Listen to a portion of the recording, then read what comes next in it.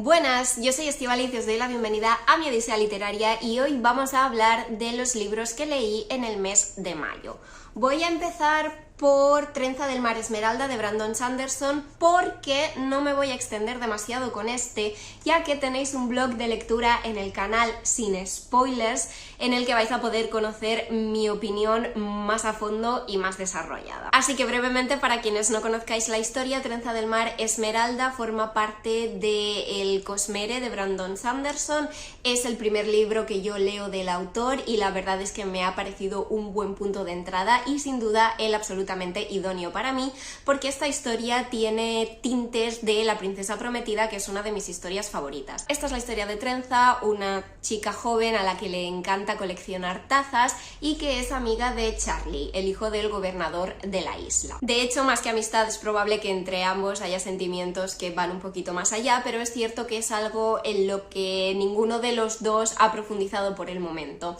No obstante, cuando el padre de Charlie lo envía lejos a casarse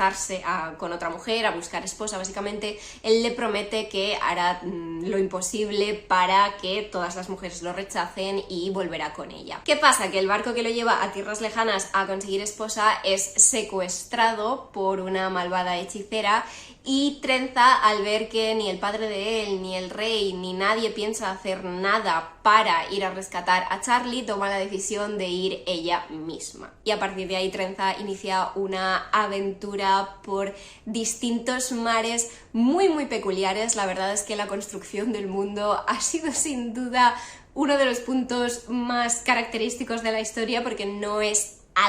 un tipo de mundo, un tipo de magia que yo hubiera visto nunca, y creo que por eso ha estado muy guay, porque ha sido algo nuevo, algo refrescante. También me ha gustado mucho la evolución del personaje de Trenza. Además, este libro se considera fantasía cozy y tenemos varios elementos ahí que, por el tipo de lectora que soy, pues han encajado muchísimo conmigo, como por ejemplo Huck, que es, como no, la imprescindible mascota que habla. Y también me ha sorprendido mucho el humor que tiene, ha casado mucho conmigo, cosa que no siempre pasa, y además está todo contado y narrado como si fuera un cuento de hadas para adultos. En definitiva, que lo he disfrutado mucho, y si queréis conocer mi opinión más a fondo, pues os remito al blog que os he comentado antes. Seguimos con la fantasía cozy, con La tienda de hechizos de Sarah Beth Durst. Es una obra autoconclusiva, aunque la autora tiene otro libro en este mismo universo. La protagonista de esta historia es Kiela, que es bibliotecaria, y su mejor amigo es Kaz, que es una planta sintiente.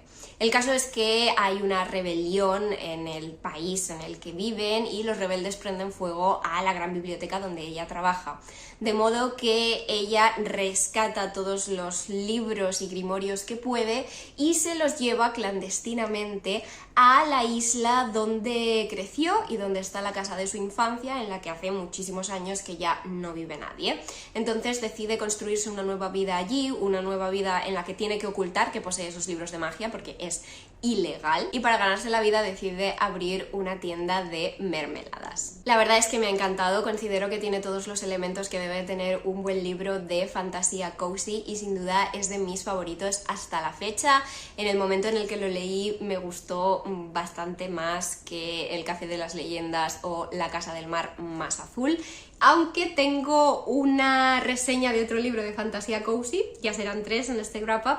que os comentaré a continuación y que también lo he amado, así que mayo sin duda ha sido el mes de la fantasía cozy para mí. Pero como os decía, es que lo tiene todo para que me haya gustado. Tiene esa protagonista reacia a socializar, un poco gruñona, que realmente se siente mucho más cómoda con los libros que con cualquier otra persona, pero por pura necesidad se ve obligada a relacionarse con la gente del pueblecito al que se ha mudado. Entonces vamos a ir viendo cómo poco a poco establece una relación genuina con varias personas de esta comunidad y empieza a preocuparse de verdad por sus nuevos vecinos y llega a la conclusión de que quiere ayudarles. Resulta que en la isla tienen varios problemas que se deben principalmente a una ausencia de magia o de renovación de hechizos o tal, porque en medio de toda la rebelión en la que está sumido el reino, digamos que los hechiceros oficiales, que son como los únicos que pueden ejercer la magia,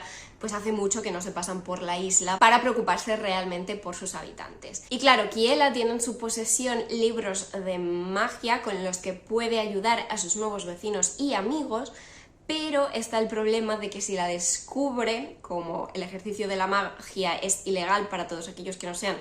hechiceros oficiales de la corona, puede acabar entre rejas. De modo que debe encubrir lo que está haciendo y no acercarse demasiado a nadie, no establecer lazos demasiado estrechos con nadie para que no la descubran. Pero cierto pastor de Hipocampos, que me parece una fantasía de profesión, por cierto, no se lo va a poner nada fácil. De modo que por un lado es la historia de Kiela y Larran, y su relación me ha parecido la verdad que muy bonita. Se cocina muy a fuego lento e incluso para mi gusto podía haber tenido más presencia, pero bueno, está bien. También es la historia de la amistad de Kiela y Kat, la planta sintiente, al más puro estilo acompañante Disney, que la verdad ha sido un personaje que me ha gustado muchísimo. Y también es la historia de Kiela y las nuevas amistades que forja, es decir, aquí tenemos evidentemente otro de los clichés por excelencia de la fantasía cozy, que es el de familia encontrada o found family. También me atrevería a decir que pese a que sigue siendo una historia de fantasía cozy, tenemos muchísimas escenas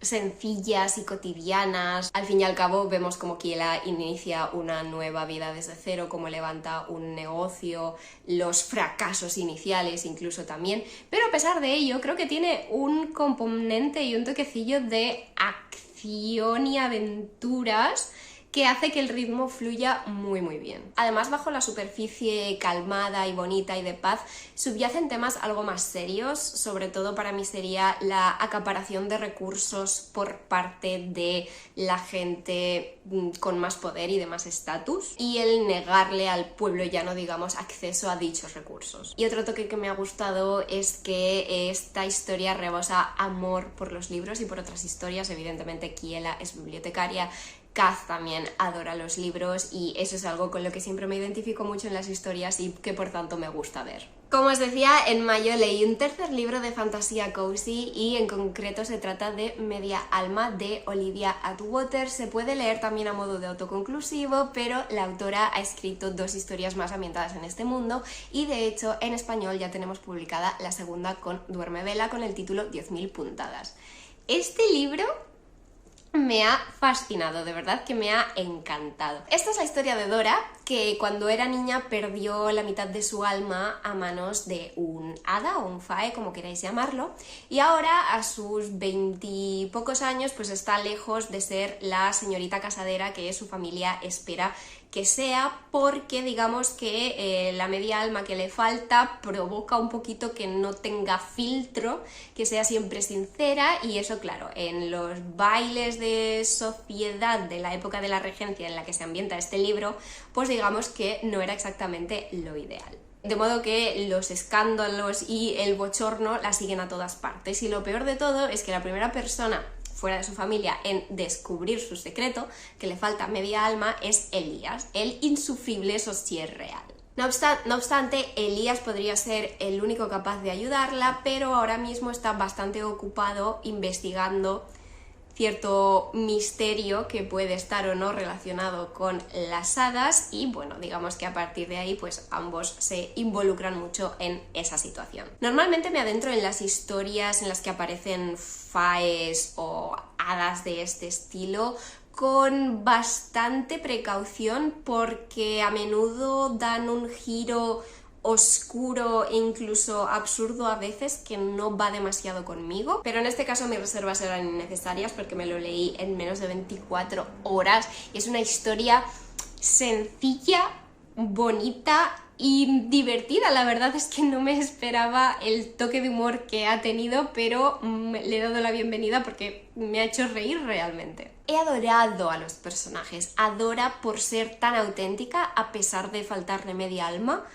o quizá precisamente por ello, por el amor incondicional que siente por su prima, por sus ganas de ayudar, y luego a Elías por ser un gruñón por fuera y un blandito por dentro, y por no soportar las hipocresías y todas esas tonterías de la alta sociedad pese a la posición de poder que él mismo ostenta. Y la verdad es que ese telón de fondo de bailes, compromisos y cortejos me ha encantado. Si me conocéis sabéis que también soy una gran lectora de romance histórico, de modo que esa mezcla me ha parecido absolutamente ideal y creo que esa ambientación de regencia ha estado perfectamente equilibrada con los toques de fantasía cozy. El romance ha sido dulce, a fuego lento, adorable y me ha hecho soltar más de un chillido, la verdad. A propósito de eso, por si os interesa, es un libro sin nada explícito porque básicamente es como un cuento de hadas para adultos y es perfecto. Bueno, a ver, reconozco que si quisiera ponerme súper objetiva, quizá no le daría las 5 estrellas redondas, quizás se quedaría en un 4,5 por ciertos detallitos del final, que quizá me hubiera gustado que fueran un pelín diferentes o que se desarrollaran un pelín más, aunque considero que tiene un final como muy habitual, y con esto no me refiero a que sea una copia o que sea poco original, sino que creo pues que hace honor a muchas historias de faes en las que además aparece pues ese otro mundo de las hadas, etc. Pero como os decía, sinceramente me da igual lo de ser objetiva o no. Yo he disfrutado este libro como si fuera un 5 estrellas, así que las 5 estrellas le he puesto. Y por favor, petición a las editoriales de España o a las que publiquen en inglés, que a mí por suerte también me vale, necesito más romances de regencia con magia y hadas, por favor. También leí Ellas hablan de Honor Cargill-Martin con ilustraciones de Camelia Pham. Me ha parecido un buen acercamiento a algunos de los mitos griegos más famosos protagonizados por mujeres y además tiene algunas de las ilustraciones más preciosas que yo he visto en toda mi vida. La verdad es que es verdaderamente espectacular en ese sentido. Mirad, tenemos aquí por ejemplo a Pandora. Luego tenemos a Medusa. La verdad es que todo el libro es una auténtica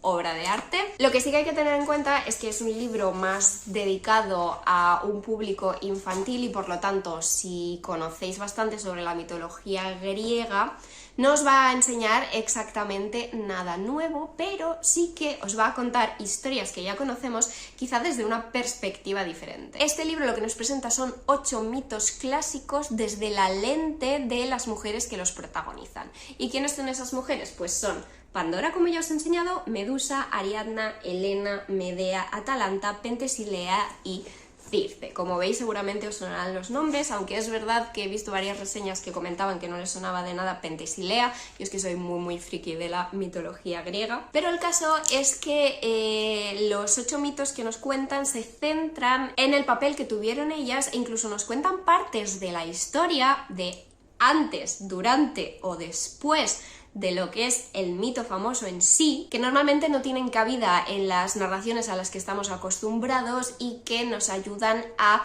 perfilar y a definir más a los personajes y a que parezcan realmente mujeres más reales. Por ejemplo, en la historia de Medusa se nos habla de la relación con sus hermanas, cómo y cuándo las conoció, cómo se estableció el vínculo entre ellas, y eso es algo que yo, pese a lo mucho que he leído de mitología, no había leído aún. Además, al final nos incluye un resumen de lo que fue la vida de cada uno de estos personajes después de los acontecimientos que narran los mitos, y esto nos ayuda, pues como os decía antes, a perfilar un poquito más a los personajes, y además da la sensación de que se ha escogido con mucho cuidado los detalles de la historia que incluir, porque como ya sabemos la mayoría de mitos griegos tienen 1000 versiones diferentes y creo que se ha escogido con mucho cuidado lo que se ha incluido en este libro para demostrar que siempre existe una perspectiva o un enfoque en el que no solemos pensar, e incluso para que podamos aprender algo nuevo de unas historias tan conocidas. En mayo también leí las entregas número 2 y 3 de la serie infantil Club Secreto de Detectives de Robin Stevens. Además, en junio tuve la oportunidad de conocer a la autora en Madrid, de hacerle de intérprete y de grabar una pequeña entrevista con ella. Así que estad al tanto porque en cuanto saque tiempo suficiente para subtitular la entrevista, la tendréis disponible en el canal.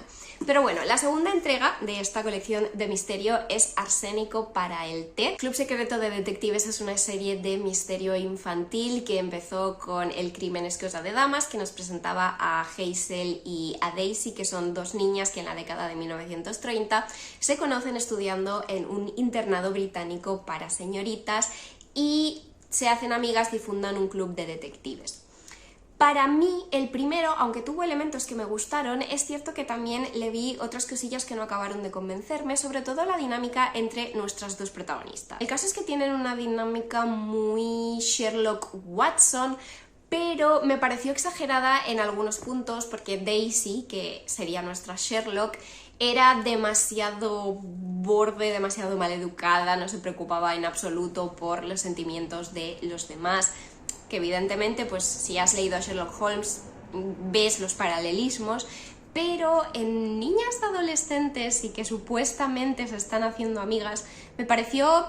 algo exagerado, sinceramente. Sin embargo, esta segunda entrega me ha gustado muchísimo más que el primero y creo que subsana esos errores o esos defectos que a mí me pareció que había en el primer libro. Sigue manteniendo la dinámica Sherlock Watson, pero lima esas asperezas y esas diferencias entre nuestras dos protagonistas, de modo que aquí ya sí que te puedes creer que lo que hay entre ellas es una verdadera amistad. Además tiene una de las ambientaciones que más me gustan en las novelas de misterio, porque es como una ambientación súper clásica, y es que en esta ocasión dejan el internado para irse de vacaciones a la mansión familiar de Daisy, porque además es el cumpleaños de esta y pues va a celebrarlo con la familia e invita a Hazel y a un par de amigas más del internado. ¿Qué pasa? Que durante la celebración del cumpleaños uno de los invitados cae redondo al suelo y como la casa está aislada por unas lluvias torrenciales, es evidente que el culpable tiene que ser uno de ellos. También me ha gustado porque en esta ocasión, y ante un crimen que la toca más de cerca, vemos a Daisy como un personaje más humano.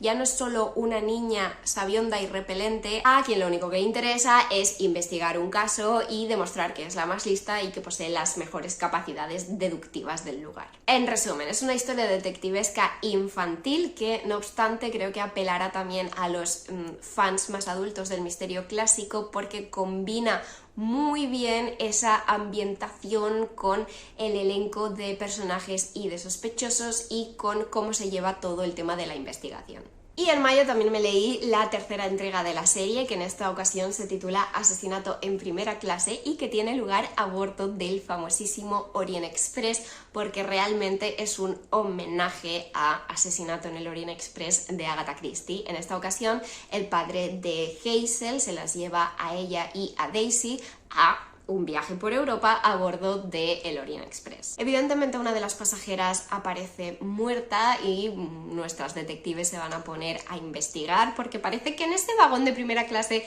están pasando un montón de cosas e incluso es posible que haya algún espía a bordo. La verdad es que he vuelto a disfrutar inmensamente de la ambientación que nos plantea la autora y de todo el elenco de personajes y sospechosos a bordo del tren y de cómo se lleva la investigación. Además me ha gustado mucho que en esta tercera entrega yo creo que Hazel ya se establece como una detective por derecho propio, es decir, ya no es solo la secretaria del club de detectives la que toma notas y simplemente es la secuaz de Daisy, sino que, como os digo, realmente se establece como detective por derecho propio porque también decide serlo. Creo que en esta tercera entrega se enfrenta un poco a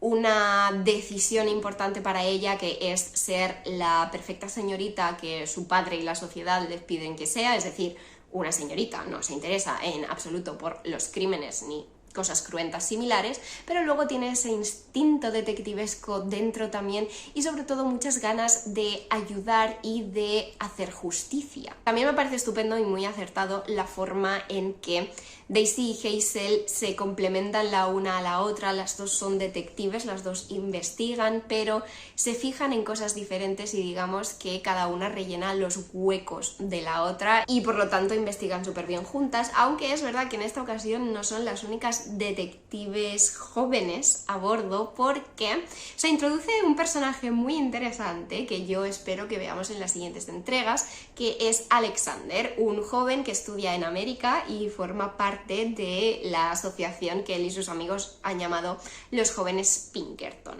Creo que eso puede dar mucho juego y puede ser una dinámica interesante en futuros libros, así que voy a estar muy atenta. Seguimos con los Cozy Mysteries, en esta ocasión con uno adulto, y se trata de A Murderous Persuasion de Katie Oliver, que es la segunda entrega de A Jane Austen Tea Society Mystery. Esta serie, trilogía, hasta la fecha, está protagonizada por Phaedra, que es una profesora de universidad especializada en Jane Austen, y su friquismo llega al nivel de incluso ir vestida como los contemporáneos de Jane Austen a dar clases a la universidad e incluso por el pueblo. Me ha parecido una muy buena continuación para un Cozy Mystery que ya me gustó muchísimo en su día, que fue Pride, Prejudice and Peril, y en esta ocasión he disfrutado muchísimo de todo lo que ha sido la ambientación y las circunstancias que rodean a la trama o al caso de misterio, y es que la tía de Phaedra tiene un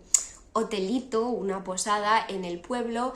y el negocio no va demasiado bien, de modo que para revitalizarlo deciden celebrar un fin de semana temático. El tema de ese fin de semana va a ser persuasión, pero además va a tener todo un giro de misterio, es decir, van a asignar un personaje a cada uno de los huéspedes, un personaje del libro de persuasión, y en algún momento del fin de semana a alguno de esos huéspedes va a fingir morir y el resto van a tener que investigar quién es el culpable. Evidentemente lo que acaba sucediendo es que se produce un crimen real y Phaedra se pone a investigar para además salvaguardar la reputación del negocio de su tía, etc. La ambientación de misterios en hoteles es algo que siempre disfruto, y aunque es verdad que aquí no es tan estricta como en otras historias, porque la propia Phaedra no se aloja exactamente en el hotelito y algunos de los demás huéspedes van y vienen a lo largo de la investigación, aún así sigue siendo un punto a favor para mí. Además me gusta cómo equilibra la autora todo lo que es la trama de misterio con los toques de humor y con lo idílico de la ambientación y los personajes tan particulares, además de la ligerísima presencia de romance para la protagonista. En ese sentido sí que me da la sensación de que la autora como que no acaba de decidir lo que quiere en ese sentido para la protagonista, porque hay toques aquí y allá, pero yo creo que en un segundo libro ya podíamos haber ido viendo cosas bastante más definidas. Pero bueno, preferencias personales. Después sí que es verdad que hay algunas escenas que son menos creíbles por lo bien que se toma la policía que una civil se inmiscuya y meta las narices en una investigación en curso, pero bueno, también es algo de esperar en estas series Cozy Mystery. En términos generales ha sido una buena lectura y he disfrutado de la investigación y de la trama. En mayo también leí The Strawberry Patch Pancake House de Lori Gilmore, que es la cuarta entrega de la serie Dream Harbor, que empezó con el famosísimo libro de Pumpkin Spice Café, aunque debo decir que el primer libro estuvo bien, pero los siguientes me han parecido bastante mejores. En esta ocasión tenemos a Iris, que ya apareció en el tercer libro, era la empleada de Kira en su vivero de árboles de Navidad, pero ahora pues está fuera de temporada y ha vuelto a quedarse sin trabajo y está buscando desesperadamente un nuevo empleo, que encuentra en casa de Archer. Archer es un chef de renombre mundial que tiene su vida establecida en París, pero un día descubre que tiene una hija de 5 años y que ahora es su único progenitor, porque por desgracia la madre ha fallecido en un accidente de coche, de modo que se encuentra de repente con una hija de 5 años con la que no sabe qué hacer, de modo que se muda en principio temporalmente a Dream Harbor pues para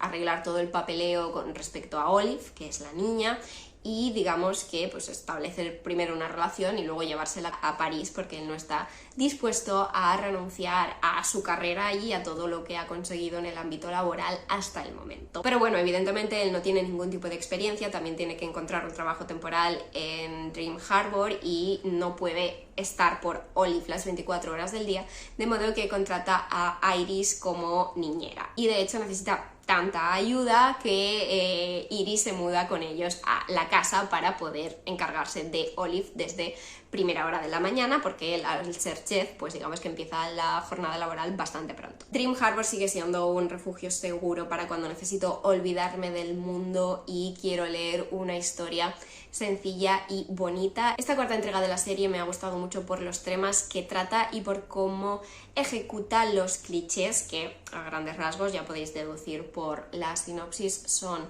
padre soltero y niñera, proximidad forzada, Grumpy Sunshine, pueblo pequeño y el último sería Slow Burn, aunque sí que debo decir que es como relativo, porque sí hay una atracción bastante inmediata y física entre ambos desde el principio,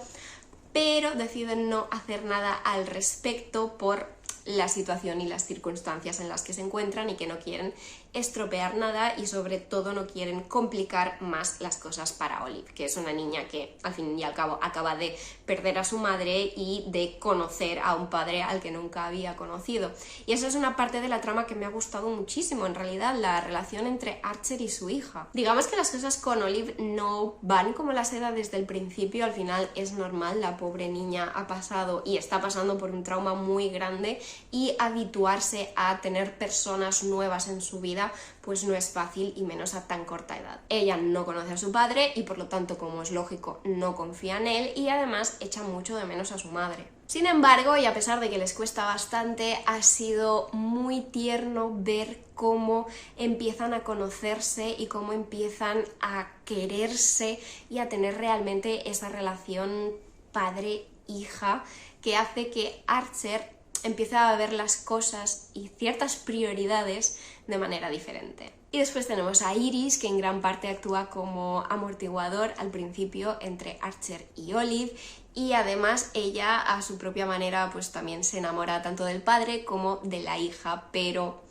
bueno, digamos que hay muchos temas complicados de por medio y además Iris no está habituada al compromiso ni a las relaciones duraderas, por lo que no quiere hacer daño a ninguno de los dos y por eso la cosa, digamos que se desarrolla despacio y con bastante incertidumbre acerca de el futuro o de lo que puede llegar a ser. Como os comentaba, la verdad es que me ha gustado mucho el desarrollo de todas las relaciones de Archer con Olive, de Iris con Olive y de Iris con Archer, evidentemente. Ha sido bonito ver cómo Iris descubre lo que realmente se siente cuando encuentras a una persona que te transmite seguridad, además de amor y cariño. Una persona con la que puedes permitirte ser vulnerable y a la que puedes y quieres hacer un hueco en tu vida. En mayo también me leí el primer tomo de Cocinando Juntas, Comiendo Juntas de Sakaomi Yusaki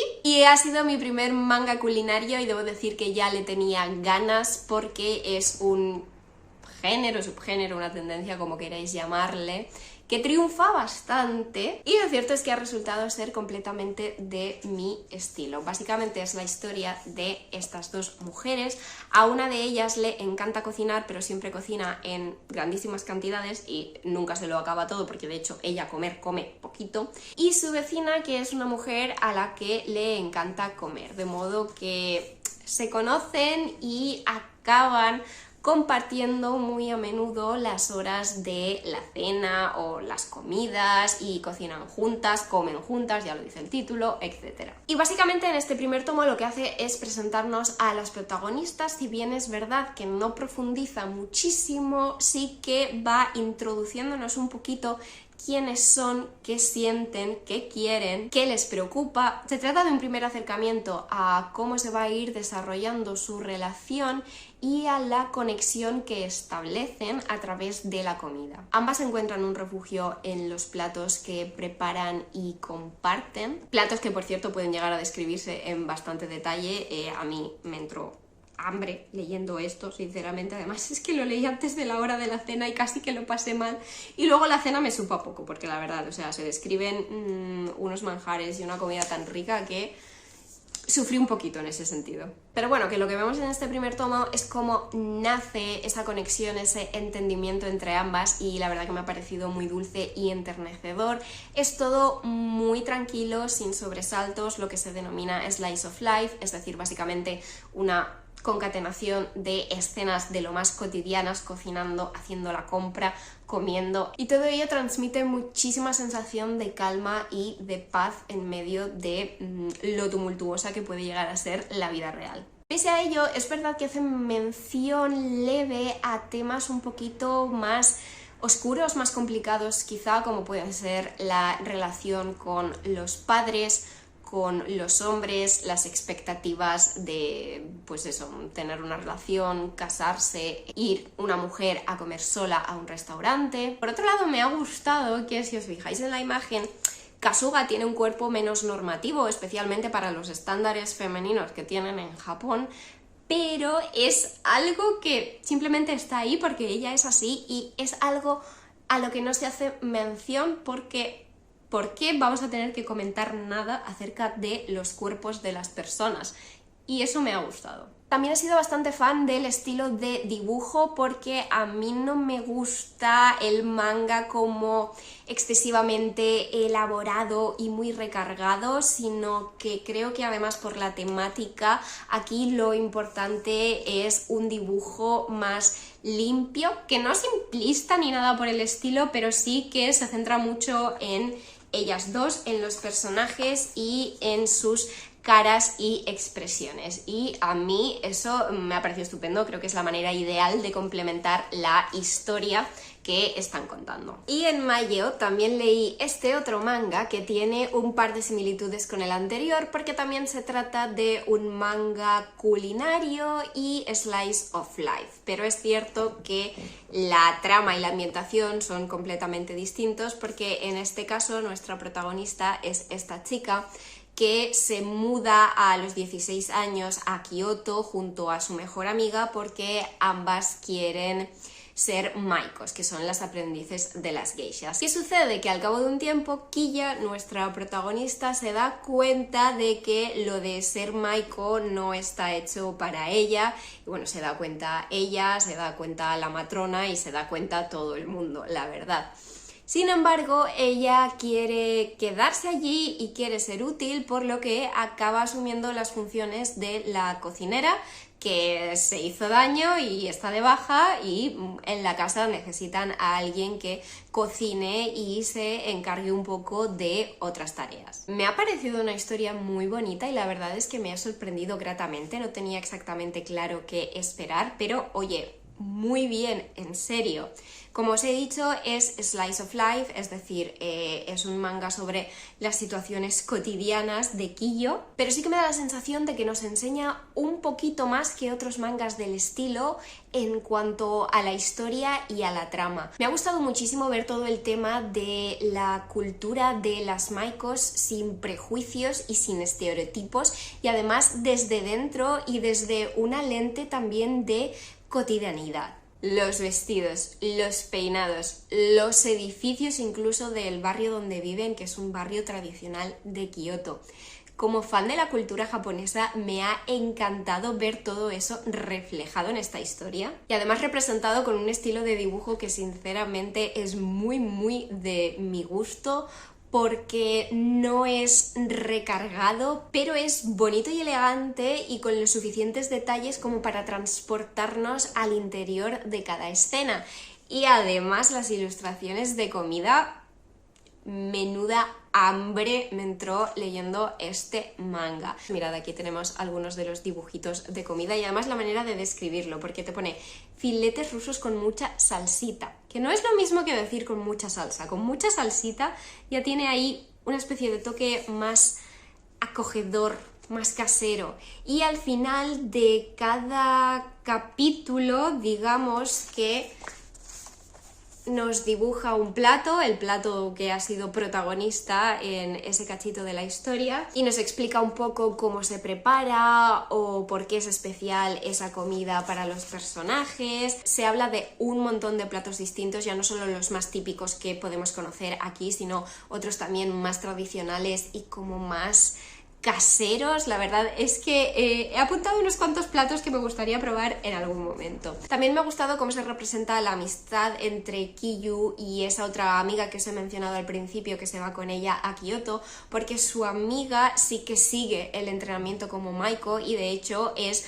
prácticamente la que más destaca. Pero me gusta cómo, a pesar de que sus caminos se separan un poco, ellas siguen unidas, siguen preocupándose la una por la otra. Y me gusta porque Kiyu la verdad es que es un personaje muy dulce, un cacho de pan, y a pesar de que no encuentra su lugar como Maiko, no alberga ningún tipo de resquemor ni resentimiento al respecto, sino que busca una nueva forma de encajar y de poder quedarse allí donde quiere estar. Y también ha sido una grata sorpresa el enfoque que se le da al papel de Kiyu como cocinera y un poco cuidadora de las Maikos, porque es una posición en la casa a la que se le da valor y que se considera muy necesaria y en ningún momento se la menosprecia o se la valora menos. La verdad es que me ha gustado verlo enfocado de esa manera, porque es cierto que todo el tema de las Maikos y las geishas tiene su prestigio, pero el hecho de dar tanto valor también a la posición de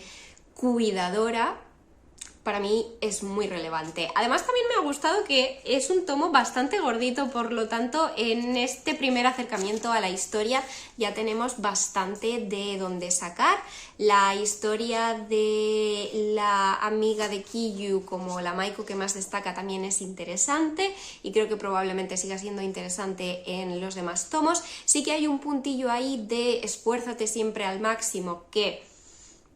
habría que hablar, relación productividad tóxica y demás, pero bueno, es solo el primer tomo. Y lo que me gusta también es que la cubierta, no me había dado cuenta, pero es reversible, lo cual es un toque bastante guay. Y si os fijáis, yo me he fijado porque soy muy friki, los platos de aquí son diferentes a los de esta parte de la cubierta. Pero bueno, en definitiva que ha sido una lectura muy bonita y reconfortante, de esas que te dejan el corazón calentito y, como os he dicho, de esas que dan mucha hambre. A continuación, A Rivalry of Hearts de Tesson Jaudet, que es la primera parte de la trilogía Five Links and Corset Strings. Es una especie de comedia romántica con faes, también tiene ahí un punto de romance histórico, pero eso os lo explico un poco más adelante. Básicamente es la historia de William y Edwina, que son dos autores rivales que están compartiendo gira, y digamos que al final de esa gira uno de los dos va a conseguir un contrato editorial muy suculento. Sin embargo, en vez de dejarlo a la suerte de pues a ver quién de los dos vende más libros y consigue el contrato, o quién convence más al editor o lo que sea, hacen una apuesta, y es que Edwina es escritora de romance, pero es cierto que ella misma no tiene demasiada experiencia con el tema. Y por otro lado, William es poeta y escribe poemas de amor y bueno, pues se jacta evidentemente de sus conquistas. Y la apuesta a la que llegan es que quien a lo largo de la gira se lleve a más personas a la cama ganará el contrato editorial. Lo sé, a priori no tiene mucho sentido y parece más un recurso de romantasy típico para meter mucho spice con calzador, pero debo decir que a ese respecto se desarrolla bastante bien todo, me ha convencido de verdad. Creo que la ejecución está muy bien hecha para lo descabellada que suena la premisa. Eso sí, la ejecución en ese sentido, porque es cierto que tiene un montón de elementos que creo que pueden ser muy potentes, pero muchos de ellos se me han quedado al final a medio gas. Para empezar, la ambientación de regencia con faes. Es algo que me parece muy chulo, sería algo así como Bridgerton, pero pues con magia y con faes. Y eso es muy guay en los momentos en los que realmente está ahí, pero me da la impresión de que no está tan presente como debería. De hecho, en algún punto de la historia a mí se me estaba olvidando que lo que tenemos aquí es ambientación histórica y sinceramente podía haber sido la regencia como cualquier otro periodo histórico, porque además la autora se salta las normas cuando le conviene. Por ejemplo, hay una noche que salen fuera al teatro, y por cómo describen el vestido de Edwina, eso parece mucho más propio de una discoteca del siglo XXI que de un vestido de la regencia. Hay otros detalles que ha adaptado un poco a su antojo, que sí que veo mejor, como el hecho de que pues quizá no son tan puritanos con el tema de la virginidad de las mujeres, etc. También recalca que son menos puritanos en el mundo de los fae, que es donde se desarrolla la novela, que en el mundo humano, pero de todas maneras Edwina, aunque no tiene mucha experiencia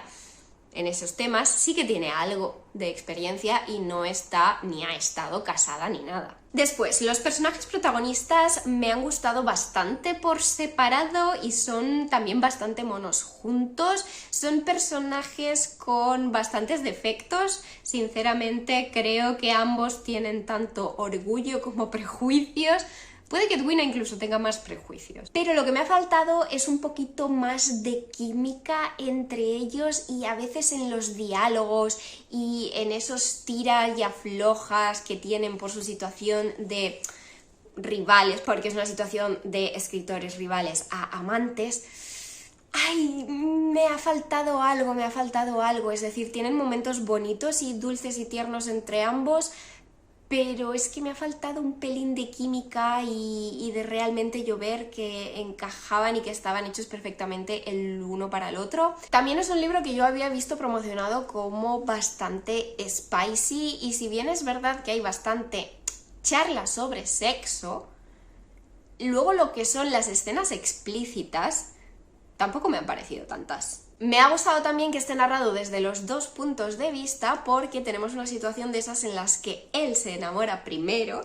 que me gusta muchísimo, y me gusta muchísimo sobre todo verlas desde la perspectiva del personaje masculino, cuando él te narra y realmente ves lo que siente, y que pese a que intenta resistirse, no puede evitar caer en las redes de Edwina, de nuestro personaje femenino, y eso es que siempre me mola muchísimo. Luego los secundarios han aportado un buen toque, y me da la sensación de que el humor de esos dos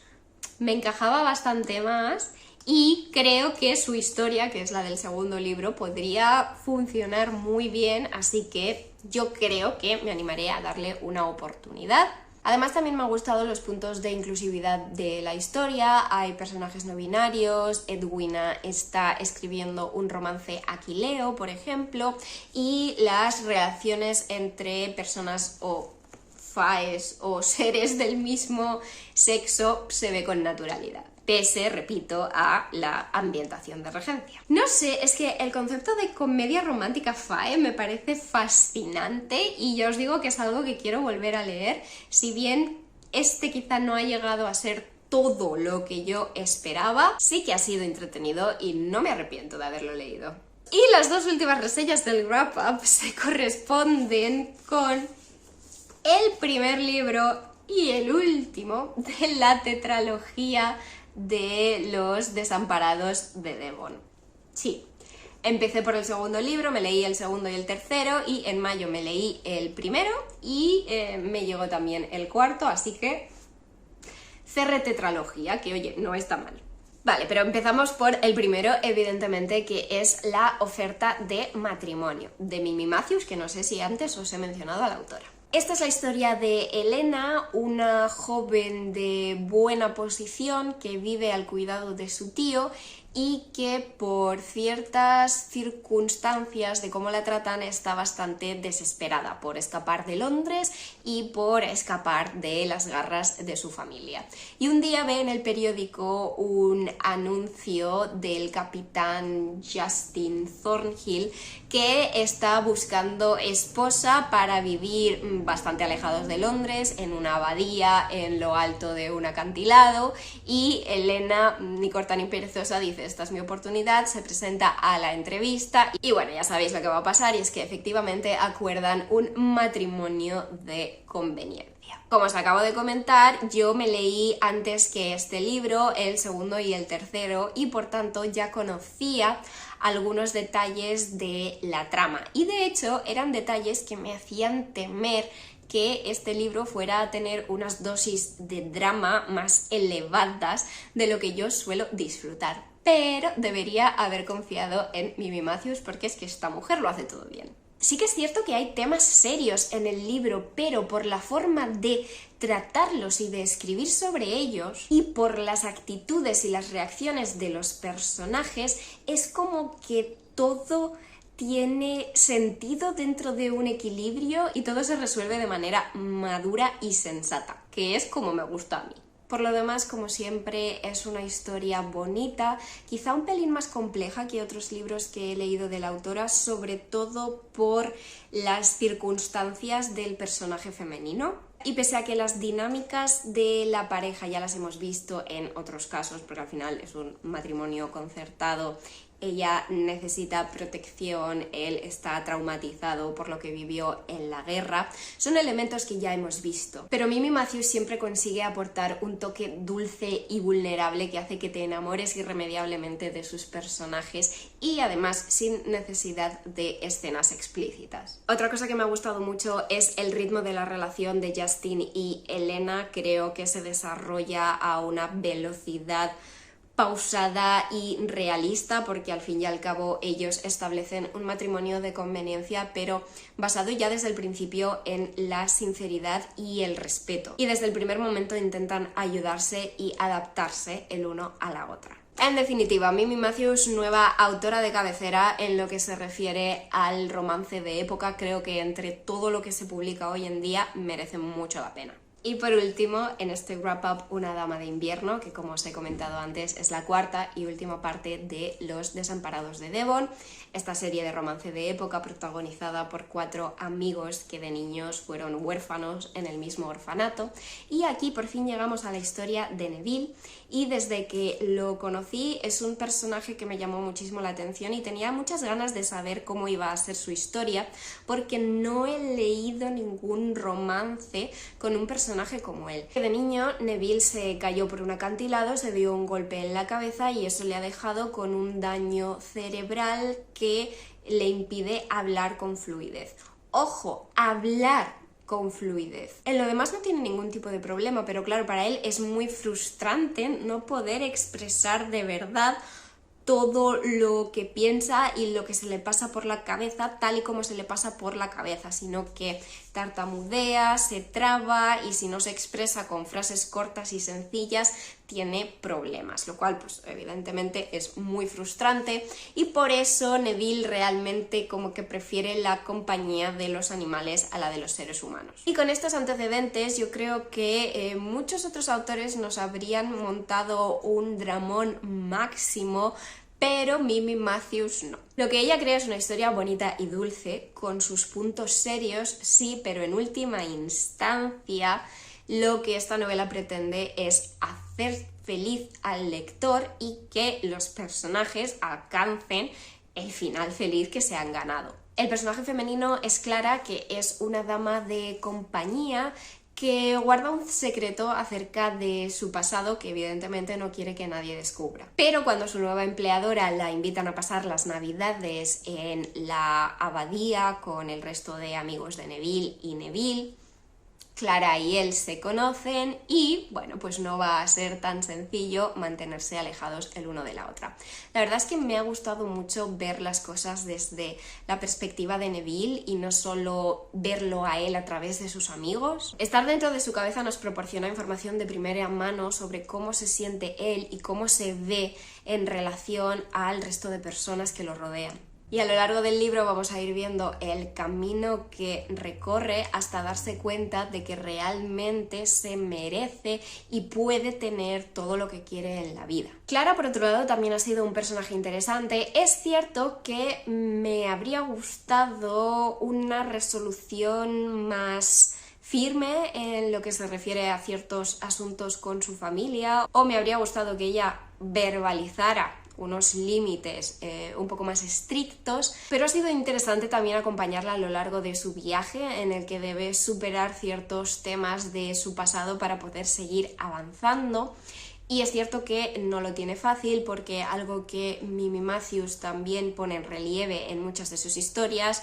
es lo difícil que lo tenían las mujeres en ciertas situaciones, sobre todo cuando era su palabra contra la de un hombre, y es algo que se ve también en el primer libro con el tema de Elena. Y la verdad es que Clara también me ha caído bien desde el principio por cómo sobrepasa su impresión inicial acerca de Neville y se toma el tiempo de ir conociéndolo mejor. Lo cierto es que me han parecido perfectos el uno para la otra y me alegro mucho de que hayan conseguido su final feliz, y eso evidentemente no es spoiler porque es lo que tenemos en Romántica, finales felices. También ha sido una delicia ver a todos los personajes de las novelas anteriores reunidos y para Navidad, porque me encanta ese sentimiento de familia encontrada, de found family que desprenden. Y a pesar de todo ello, a pesar de que me ha gustado mucho y que es un libro que sin duda recomiendo, me ha faltado un pelín de algo muy como inefable y que no sé describir con palabras concretas, con lo cual no sé si os resulta muy útil, pero bueno, yo quería comunicarlo. Ha sido, no sé,